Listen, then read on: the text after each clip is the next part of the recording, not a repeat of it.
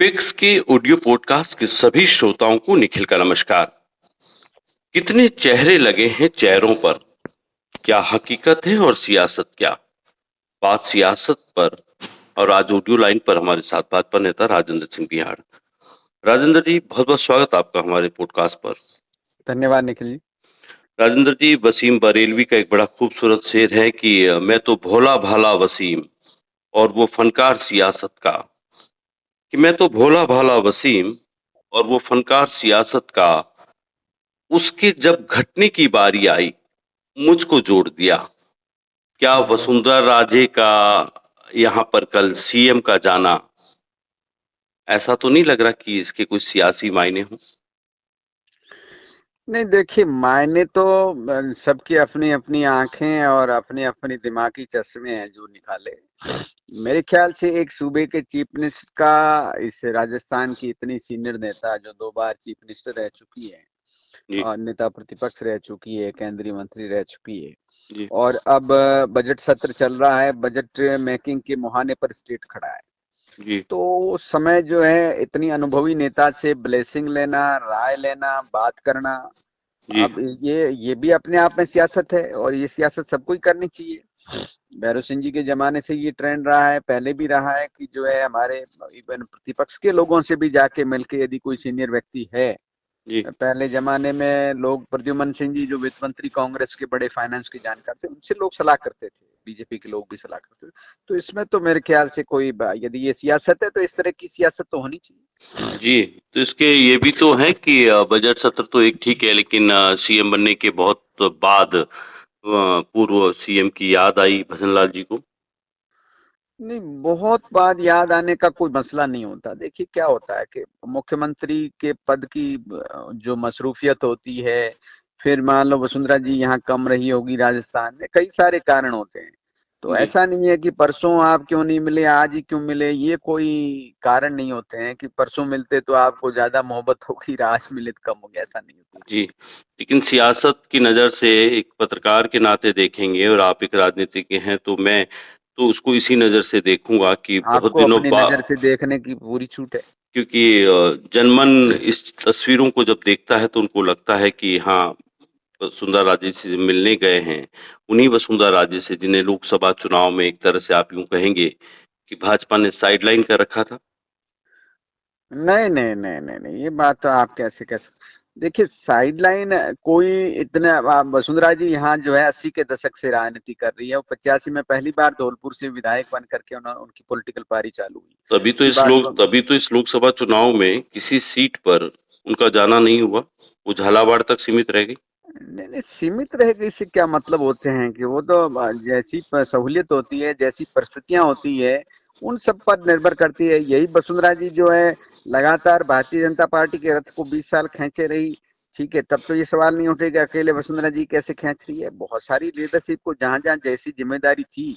वहां वहां वो लोग गए हैं, तो ये जहाँ तो तक हम समझते हैं कि चुनावों के दौरान जो प्रत्याशी होते हैं वो लिस्ट देते हैं कि हमें इन स्टार प्रचारकों की जरूरत है, तो कहीं खली आए, कहीं कंगना रनौत आई, कहीं पर योगी आए, कहीं पे कुछ और लोग भी आए। अ, इस बीच वसुंधरा राजे किसी भी सीट पर बीजेपी की एक स्टार प्रचारक के तौर पर नहीं गई। राजेंद्र जी, ये तो बड़ी सच्चाई से मैं स्वीकार कर आपको लेना एक चाहिए। एक चीज बता रहा हूँ, जैसे मुझे मुझे ये इस काम को करने का थोड़ा फर्स्ट हैंड अनुभव है जी। कि हम कई बार जो है हम लिस्ट देते थे कि फला स्टार प्रचारक हमको चाहिए, जी। ठीक है, और हमारी बड़ी इच्छा रहती थी कि उस स्टार प्रचारक के आने से ये और उस स्टार प्रचारक का भी रहता था कि भाई चलो हम वहां जाके आए, जी। लेकिन इस तरह से परिस्थितियां बनती हैं कई बार जो है वो स्टार प्रचारक वहां नहीं पहुंच पाता।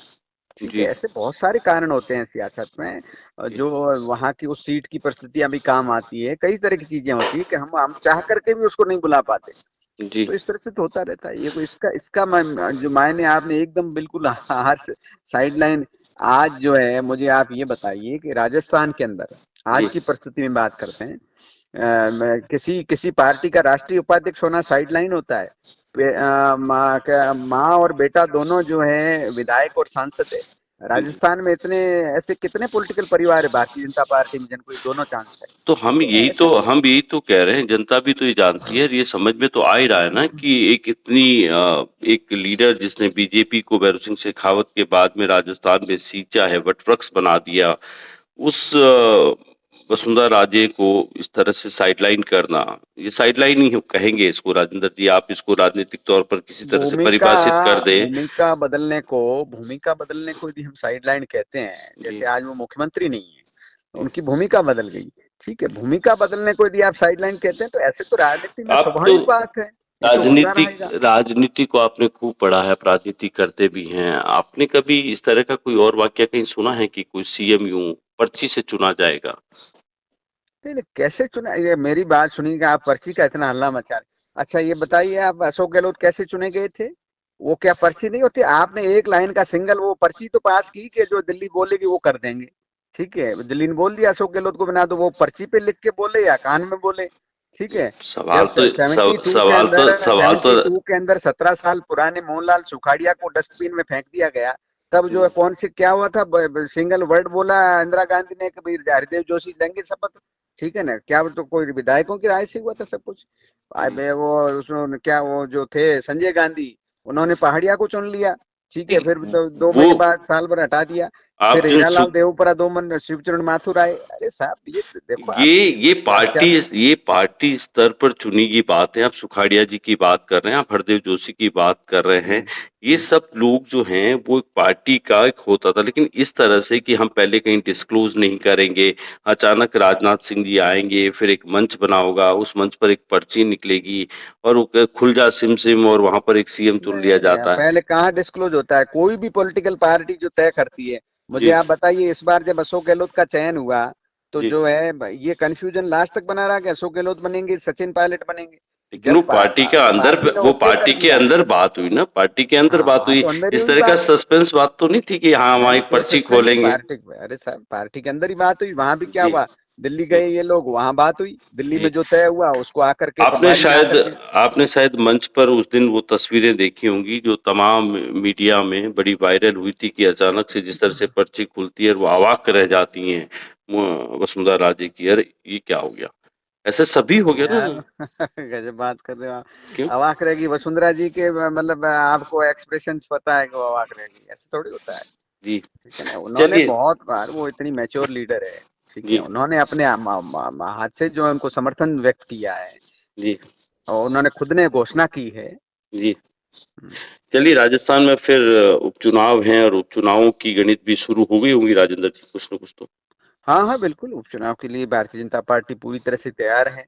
जी, और उपचुनाव के अंदर जो है, हालांकि ये जो पांचों सीटें हैं, जी, ये पांचों सीटों पर जो है कांग्रेस या कांग्रेस के जो इंडिया गठबंधन के जो लोग हैं, जी, उन्हीं उन्हीं के पास थी विधानसभा से पहले भी।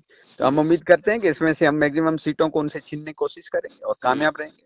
जी, क्योंकि तो डबल इंजन की सरकार है तो उस वो डब्बे भी 5 डब्बे भी जुड़ना चाहेंगे शायद। बिल्कुल, निश्चित तौर पर हम यही चाहते हैं।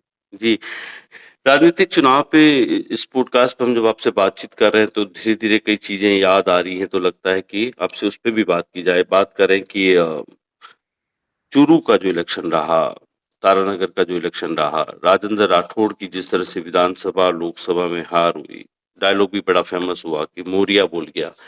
राजेंद्र राठौड़ जिस तरह की सियासत करते हैं बीजेपी में, आपको लगता है कि उस चेहरे का इस बार सदन तक नहीं आना, ये बीजेपी के लिए बड़ा नुकसान है?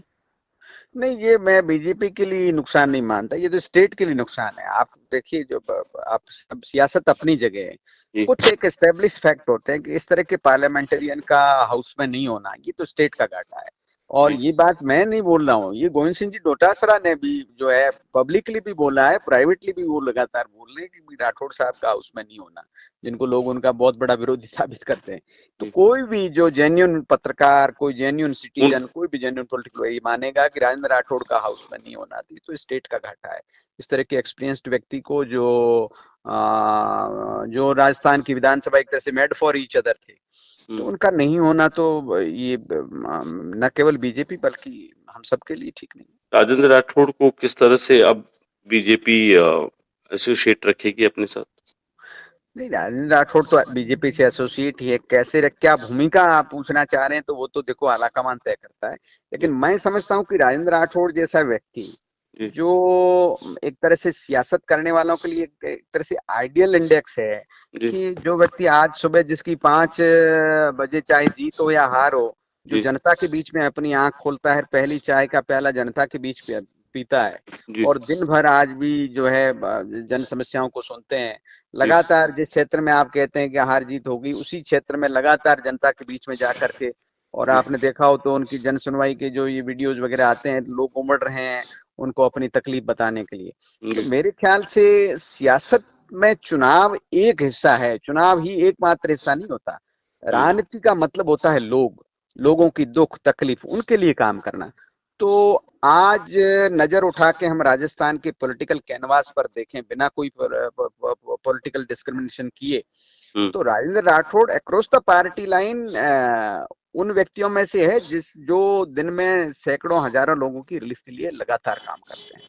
हुँ, तो मेरे ख्याल से ये जो भूमिका किसी व्यक्ति की जो है, यही परमानेंट भूमिका होती है। चुनाव तो जनता का फैसला है, हम हुँ, उसके उचित अनुचित पे सवाल नहीं करते।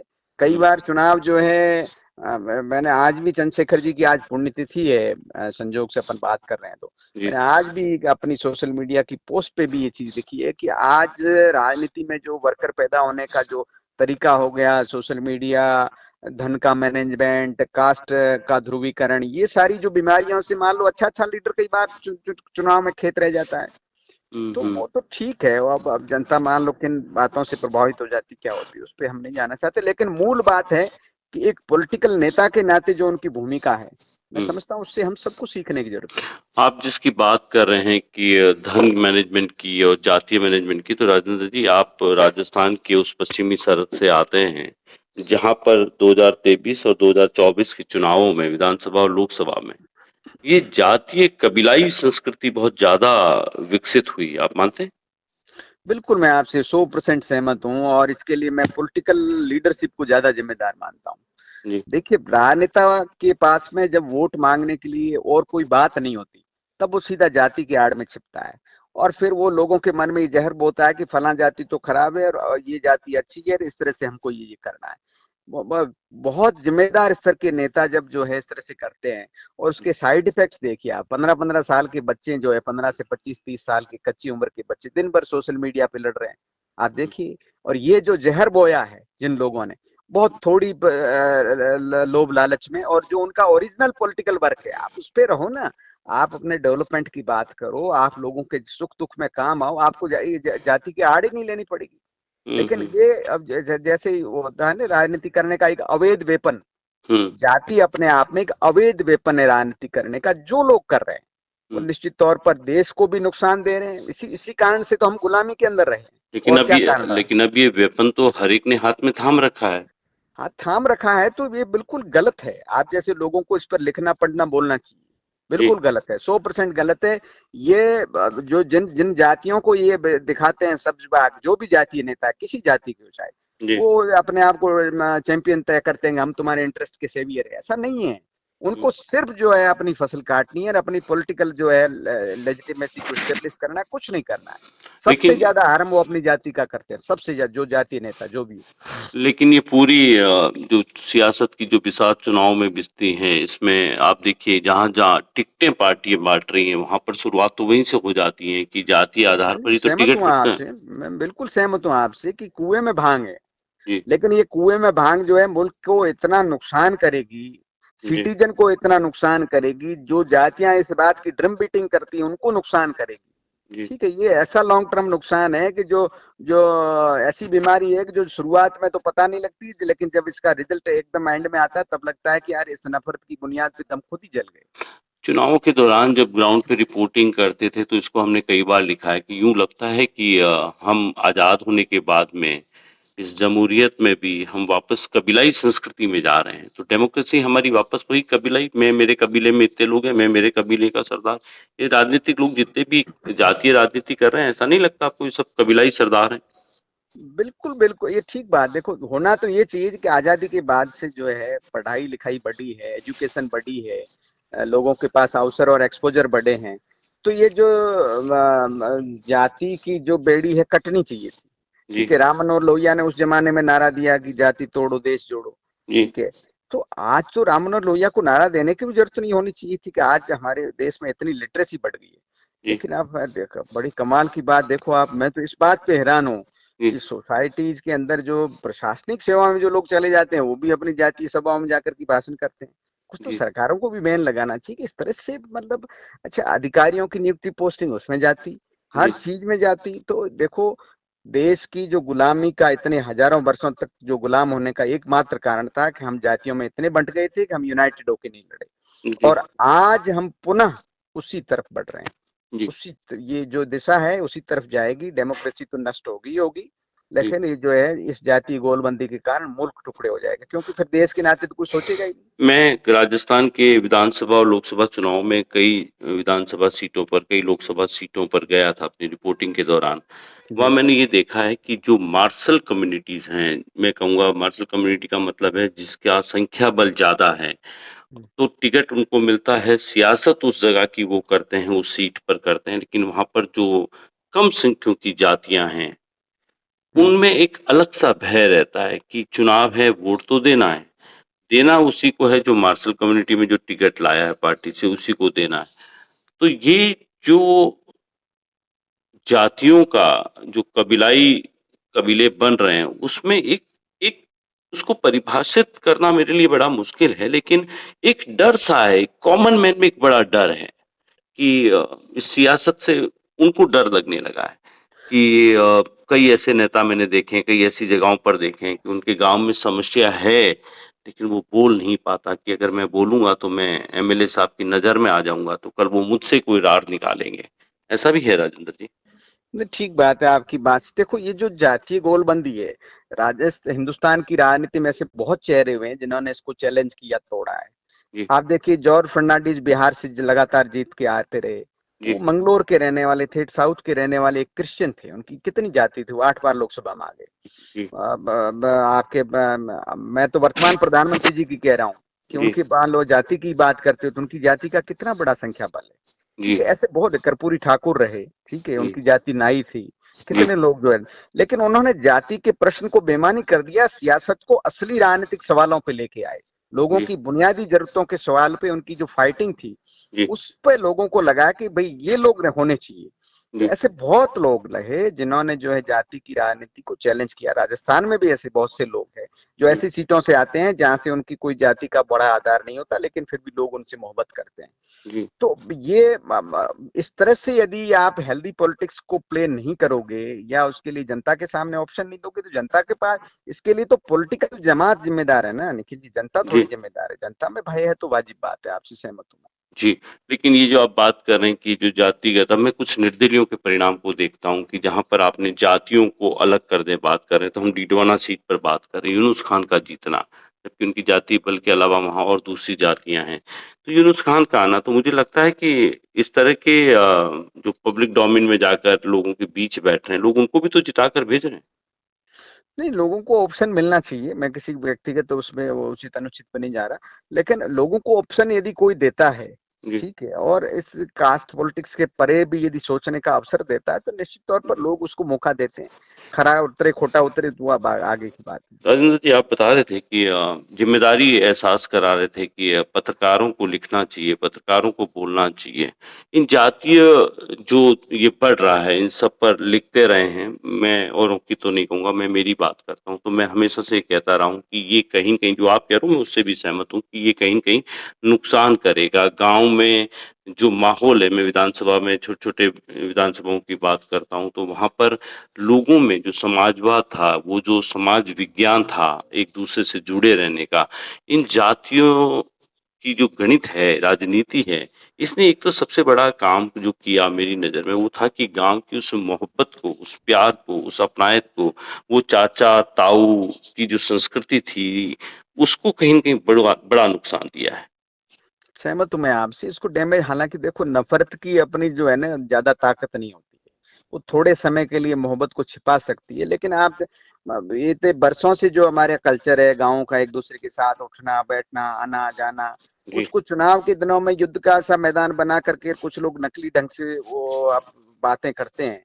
जी, उस नकली बातों में जो कच्चे दिमाग के बच्चे हैं, मैं कह रहा हूँ वो नौजवान पीढ़ी के अंदर भी सहारा है। जी, और एक आपका ये जो छात्र संघ का चुनाव है, ठीक है ना, मैं तो इसको बड़ी बीमारी मानता हूँ। ठीक जी, है, ये लोग, कुछ लोग मेरे को इसमें मानने वाले इसको राजनीति की पहली सीढ़ी मानते हैं। अरे भाई साहब की वही बात सुनो, आप राजनीति की पहली सीढ़ी हम मान लेते हैं। जो जी स्टूडेंट आप सेलेक्ट कर लीजिए, जो कॉलेज या यूनिवर्सिटी के अंदर हर पैरामीटर पे बेस्ट स्टूडेंट है, उसको आप इलेक्ट कर दीजिए। जी जो कॉलेज और यूनिवर्सिटी में स्पोर्ट्स में अच्छा है, डिबेट में अच्छा है, एकेडमिक में अच्छा है, जी आप जो 5-7 पैरामीटर जो एक अच्छे स्टूडेंट के होते हैं, वो जी जो सब में सर्व काली के, उसको आप इलेक्शन इलेक्टेड कर दीजिए अध्यक्ष। ठीक है ना, जी वो तो पाठशाला मानते हैं ना हम लोग। लेकिन बच्चों को उस समय से ही कास्ट की लाइन पे डिवाइड कर देना। अच्छा, जी मुझे बात आप बताओ, आप तो पत्रकार रहे हो, जी क्या होता है छात्र संघ अध्यक्ष के पास में कॉन्स्टिट्यूशनल पावर वहां यूनिवर्सिटी के अंदर? पत्रकार रहे नहीं सर, पत्रकार हूँ, अभी छोड़ नहीं मैं दिए। वही अरे सर मैं मेरे कहने जी का मतलब है जी कि आप समझो कि आपने यूनिवर्सिटी को देखा है, मुझे बताओ, जी क्या कॉन्स्टिट्यूशनल पावर दे रखा है छात्र संघ के अध्यक्ष को? जी। ठीक है, तो आप केवल उन बच्चों को जो है कास्ट की बुनियाद पर कर देते हो। राजेंद्र आप जी करिए जब ना। राजेंद्र जी जब आप यूनिवर्सिटी से निकले होंगे या मैं जब यूनिवर्सिटी में था, इलेक्शन तब भी होते थे। हाँ, तो ठीक मैं है। सहमत हूँ उस बात को, आज मुझे उस बेवकूफी का। इलेक्शन तब भी होते थे, लेकिन हमें पता है कि कॉलेज कैंपस में ही, कैंटीन में ही, मुझे याद है, तो कैंटीन में ही वो आ जाते थे, तय कर देते थे भाई हाँ ठीक है ये वोट। आज का छात्र संघ चुनाव जिस तरह से जितना महंगा हुआ है, मुझे लगता है कि एक छोटी विधानसभा सीट को लड़ा जा सकता है। अरे बिल्कुल ठीक कह रहे हो आप। देखिए, जितनी महंगी महंगी गाड़ियां, उनकी जीवन शैली छात्र नेताओं की, आप इस तरह की छात्र राजनीति से आप ये उम्मीद करते हो वो जो गांव में बैठा पीड़ित व्यक्ति है, उसके लिए तकलीफ में करेगा? जी कंफर्ट जोन से निकल करके जो है इस तरह से, मैं देखो इस बात से बिल्कुल सहमत नहीं हूँ, मुझे ये सब कुछ जी ठीक नहीं लगता। जी आप ये बात ठीक है। अच्छा, बीमारी तो ऊपर भी आई हुई है, वो जो लोकसभा, विधानसभा, सरपंची, सब जगह ये बीमारी है, तो वही बीमारी छात्र संघ में आ गई। तो बच्चे तो हर हमारी ही यहाँ के। तो हर राजनीतिक दल ने नहीं, अपना अपना मूल एक मैंने आपको इसलिए इस पे राजनीतिक कहा था। राजनीतिक दल ने अपने अपने छात्र दल भी बना रखे हैं। कांग्रेस का एनएसयूआई है, बीजेपी का एबीवीपी है, बनाना चाहिए। कम्युनिस्ट का एसएफआई है। तो ये सारी चीजें जो हैं, ये कहीं कहीं शुरुआत वहीं से हो रही। नहीं, बनाना चाहिए। देखो, छात्र विंग बनाना गलत नहीं है। वो जी आपकी आपके आइडियोलॉजी को पॉलिटिकली यंग यंग माइंड के अंदर नर्चर करना है, यहाँ तक ठीक है। जी लेकिन वो तो बच्चे जो है, प्रैक्टिकल में बात कर रहा हूँ आपको, जी कि कोई पॉलिटिकल पार्टी अपनी, मान लो एबीवीपी अपनी बात कहती है बच्चों के बीच में जाकर के, उनको जागरूक करती है, उनको मूवमेंट में करवाती है, तो ये तो बिल्कुल जरूरी है। ये जी आपका एक डेमोक्रेटिक देश के अंदर जो है बच्चे को उस दिशा में ढालना, उसको पॉलिटिकल ट्रेनिंग देना, ये ठीक बात है। जी लेकिन उन बच्चों को कास्ट लाइन पे डिवाइड कर देना, जी ठीक है, वो बच्चा वहां से सीड लेके जाता है, जीवन भर उसके नहीं निकलता है। जी जी आप समझ रहे हो मेरी बात को? तो जी। अपन बात जाति पे कर रहे थे, बात छात्र संघ या वहाँ जो विंग है ये या वहां तमाम पे आप मैं आपकी बात से बड़ा सहमत हूँ राजेंद्र जी, कि आप जैसे स्पीकर को और मुझ जैसे लिखने वालों को इसकी तादाद बढ़ानी पड़ेगी। आप जैसी बात को रखने वाले लोग ज्यादा होने चाहिए, और ये बात लिखने वाले हम जैसे बहुत लोग होने चाहिए, क्योंकि जातियों का जो राजनीति है, वो राजनीति कहीं कहीं एक जिसको पॉलिटिकली समझ हो, जिसका एकेडमिक जिसका बैकग्राउंड रहा हो, वो लोग अब पिछड़ रहे हैं। मैं एक बात करूंगा राजेंद्र जी, आप लंबे समय से सियासत कर रहे हैं, मैं 23-24 साल से आपकी इस किस्त देख रहा हूँ। मैंने आपकी उस लाइब्रेरी को भी देखा है जिस लाइब्रेरी में आप दिन भर रहते हैं, और हजारों किताबों का एक संग्रह आपके पास है जिन्हें आप पढ़ते हैं। तो जब भी आपसे पॉडकास्ट करते हैं, पहले भी एक दो बार किया है, तो आप सबके ये जो एग्जाम्पल देते हैं, ये आइडियल एग्जाम्पल हैं। लेकिन हम जब जमीन पर बात करते हैं, आप चाहे अब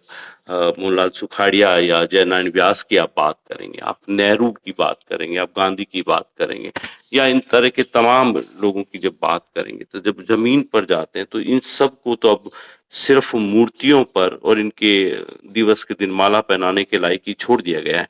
इन लोगों की बात को, जो आप लोहिया की बात कर रहे हैं, आप मोहनलाल सुखाड़िया की बात करते हैं, कहते हैं कि मोहनलाल सुखाड़िया तो जब गए तो कहते हैं उनका अपना घर तक नहीं था। तो एक इतना ईमानदार सीएम राजस्थान ने देखा है। जयनारायण व्यास की आप बात करें, जिनके पास उनके जाने के बाद घर में उनके कुछ खादी के चोले पजामे और कुछ चकला बेलन मिले थे, उसके अलावा उनके पास कुछ भी नहीं था। तो ये जो आइडियोलॉजी जो थी, या ये जो आइडियल लीडर्स रहे हैं किसी भी पार्टी में, वो पार्टी के साथ जैसे समय बीतता गया, ये आगे स्प्रेड क्यों नहीं हुआ? ये चेंज हो गया, आगे आके डाइवर्ट हो गया। देखो, धीरे धीरे कोई भी पॉलिटिकल सिस्टम के अंदर जो कमियां आती है ना, उस कमियों पे लगातार, जैसे आपने कहा कि लिखने बोलने वालों की संख्या बढ़नी चाहिए, जी, तो ये हमारे पॉलिटिकल सिस्टम में कमियां। आप देखिए कि भैरव सिंह जी शेखावत ने जब राष्ट्रपति रहते हुए उन्होंने चुनाव सुधारों पे लगातार बात की। जी, उन्होंने कहा कि देखो ये जो धन का जितना प्रभाव बढ़ रहा है आज सियासत के अंदर, ये लोकतंत्र को मार देगा। तो जी, इस तरह से वैसे जो देश के अंदर समय समय पर खड़ी होती रहती है, जी, जो पुराने हमारे पॉलिटिकल लीडर थे, नई पीढ़ी नहीं आ रही, तो ये नई पीढ़ी का चैलेंज है कि जी, पुराने लोगों ने जिन्होंने इस लोकतंत्र को स्ट्रेंथन किया, डेमोक्रेसी को किया, देश को एक दिशा दी, जी, ठीक है, कास्ट क्रीड रिलीजन सबसे ऊपर बढ़ करके उन्होंने देश को माना।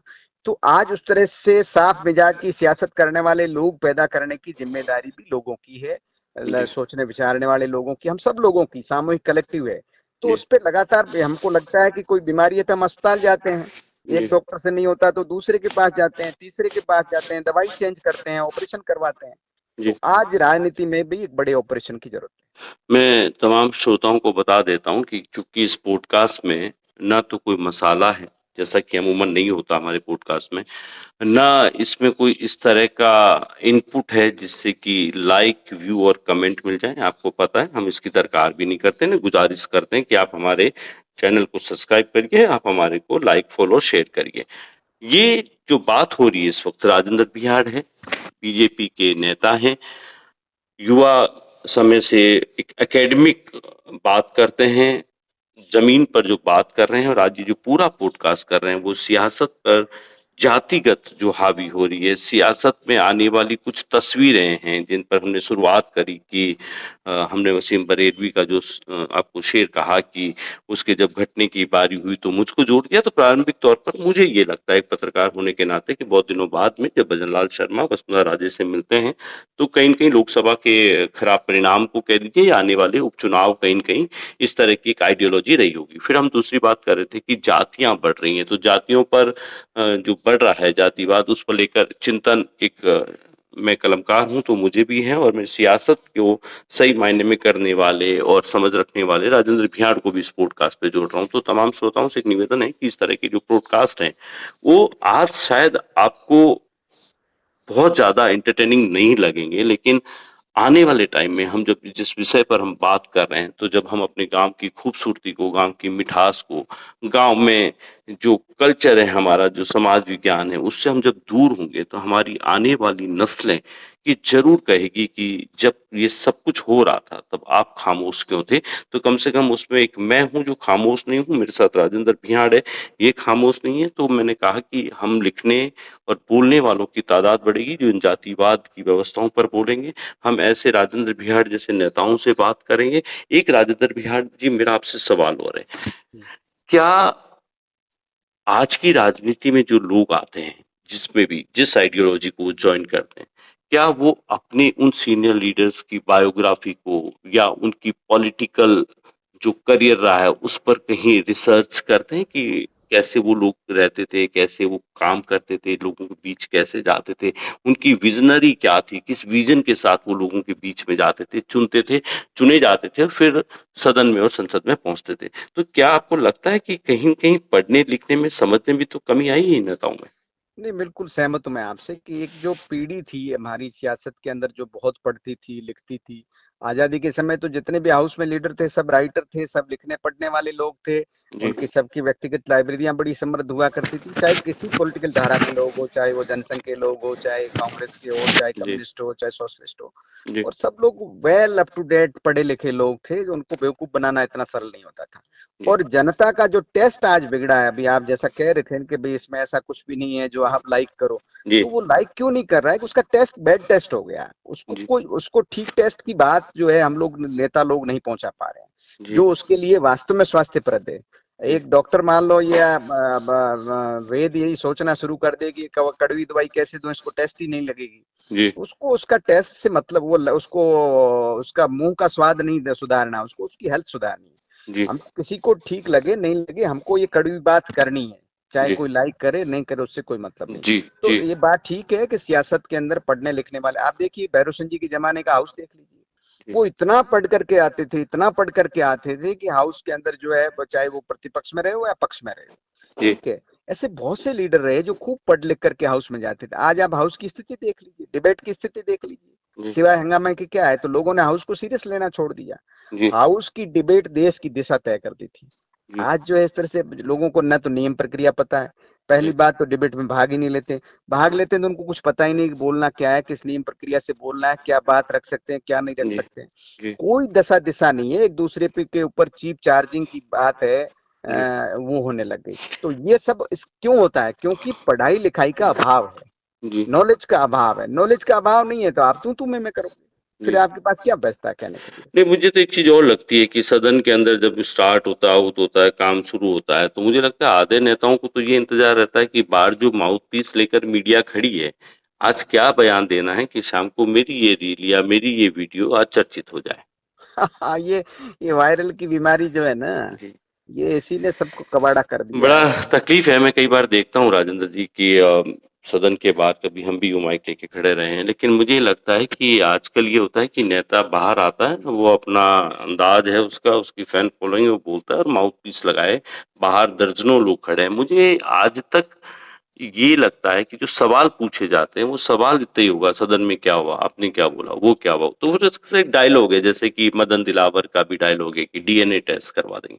अब उसका संदर्भ कुछ रहा होगा, लेकिन राजकुमार राउत ने तो शुरू कर दिया, भाई आ जाओ सारे आदिवासी, अपने नाखून दे दो, अपना ब्लड दे दो। तो उनका बयान ये था कि भाई हिंदू मानते हैं, वो कह रहे हम हिंदू नहीं मानते। अब ये एक ऐसी डिबेट हो गई कि दोनों तरफ से इंटरेस्ट आने लगा है। राजकुमार राउत थिएटर, थिएटर जिसको कहते हैं थिएटर करना, थे, वो ये थे, सिंपल थिएटर है। जी, मैं आपको एक चीज बता रहा हूँ, ये तो जी, आने वाला समय बताएगा। जी। ये जो राजेंद्र हमारे जी इसकी चिंता मत करिएगा कि ये नहीं, पॉडकास्ट मैं दूसरी नहीं, बात कह रहा हूँ। मैं आपसे दूसरा कह रहा हूँ, मैं श्रोताओं को भी कह देता हूँ, इस बात की चिंता मत करना कि ये पॉडकास्ट लंबा हो रहा है, इसमें समय ज्यादा जा रहा है, लेकिन अगर आज मुझे लगता है कि अगर हमारे श्रोता सुनने का अपना अंदाज बदल दें कि उन्हें सुनना क्या है, तो यकीन करिएगा मीडिया में लोग वही सुनाएंगे जो आप सुनना चाहते हैं। दरअसल अभी आप मीम्स सुनना चाहते हैं, आप रील देखना चाह रहे हैं, आप चुटकले सुनना चाहते हैं, सियासत का ड्रामा देखना चाहते हैं, तो मीडिया आपको वही परोस रहा है। लेकिन अगर आप संजीदगी की बात करेंगे तो इस पॉडकास्ट को जरूर सुनिएगा। जी राजेंद्र जी बताएं, आप कुछ कह रहे थे। मैं ऐसे बोल रहा हूँ कि जो दक्षिणी राजस्थान में जो भी पॉलिटिकल डेवलपमेंट हुआ है, जी, ये आज से कुछ साल आगे जब आपकी बिरादरी या कोई भी हमारी एजेंसियां जब इस डेवलपमेंट का अध्ययन करेगी, जी, तो निश्चित तौर पर देश के लिए कौन सी सियासी ताकतें वहां प्ले कर रही जी, है, ये अपने आप में आएगा। मैं आज इतना ही कहना चाहता हूँ, जी, लेकिन मेरा ये कहा हुआ पता नहीं आपको याद रहेगा नहीं रहेगा। जी, दक्षिणी राजस्थान में बहुत खतरनाक डेवलपमेंट हो रहा है और हम धीरे धीरे धीरे धीरे नक्सलिज्म की प्री स्टेट में जा रहे जी, ये चिंता का विषय है। हैं। जी, जी, बिल्कुल है, और ये सियासत करने वाले दलों की कमजोरी का भी प्रतीक है। लेकिन राजेंद्र जी सवाल ये है कि जो हम लास्ट सवाल मेरा आपसे है कि हम जातिवाद की इस बढ़ते जहर को, इस नासूर को बात जरूर कर रहे हैं, लेकिन क्या ये बात अब उस जमीन से उठनी चाहिए जहां जातिगत व्यवस्था के चलते गांवों का, विधानसभाओं का, लोकसभा क्षेत्र में जहां जहां पर है, जहां पर अब इन जातीय आधार पर होने वाली जो नफरत है वो जिस तरह से फैल रही है, तो उसको लेकर एक किस तरह का आपको लगता है कि आपका बयान होना चाहिए, और आपको क्या लगता है पॉलिटिकल, आप एक वर्कर हैं, तो किस तरह से आप अगर इसकी शुरुआत करना चाहेंगे कि ये जातिगत अवधारणाएं खत्म हो जानी चाहिए, तो आपकी पहल क्या होगी? नहीं, ये शुरुआत हम ऐसे, ये शुरुआत हो चुकी कि आप हम आज इस विषय पर बात कर रखे हैं। जी, ये बात आगे बढ़नी चाहिए। जब जी, बात आगे बढ़ेगी तो देखो जेन्युइन बात लोगों के जहन में जाएगी, जी, और ये समझ में आ जाए कि राजनीति किसी जाति के इंटरेस्ट का सर्व करने का गेम नहीं है, या किसी जाति को परास्त करने का गेम नहीं है। जी, राजनीति के माध्यम से हमारे जीवन के इलाके के सारे के जो प्रश्नों का हल करने का ये व्यवस्था है। जी, तो ये बात जब जनता के बीच में चली जाएगी, जी। तब वो जो है इस तरह से दड़बों से बाहर निकलेगा, दड़बों से बाहर निकल के सोचेगा। ठीक है। 52 के पहले चुनाव से लेकर 23 तक के लोकसभा और 24 विधानसभा और 24 के लोकसभा तक, राजेंद्र जी कुछ चीजें ऐसी हैं जहां मैं घुमा हूं, बदलाव नहीं है। हर 5 साल में नेता वोट मांगने जरूर जाता है, लेकिन मैं अभी भी कई जगहों पर ये स्थितियां देखता हूं जहां पर पानी नहीं पहुंचा है, जहां पर बिजली नहीं पहुंची, जहां पर स्कूल नहीं पहुंचा है, स्कूल आ गए तो टीचर नहीं पहुंचा है। मुझे एक बात समझनी है कि हर 5 साल बाद या लोकल बॉडी के इलेक्शन में जब ये नेता उन तक जाते हैं तो गांव के लोग उनको घेर क्यों नहीं लेते हैं कि साहब 5 साल पहले आए थे आप हमारे गांव में, 5 साल बाद भी वो स्थिति है, बैठ जाइए जाजम पर हमसे बात करिए। नहीं नहीं, वो तो फिर वो वही अगेन जाति। ठीक जाति। है ना, वो जाति की मोहब्बत में वोट मिल जाते हैं तो फिर कहाँ जरूरत है इन सब चीजों जी, जी। चलिए राजेंद्र जी, बहुत-बहुत शुक्रिया आपसे हमसे बातचीत करने का, और हमें उम्मीद है कि ये तमाम जो जातिगत आधार पर अपने-अपने जो रहनुमा चुनने का जो सिलसिला है, इनका चुनाव दरअसल अब इस तरह से होना चाहिए कि हाँ, आपके पास विज़न है, आप हमारे बीच से उठे हैं, आप किस जाति से उससे मतलब नहीं है।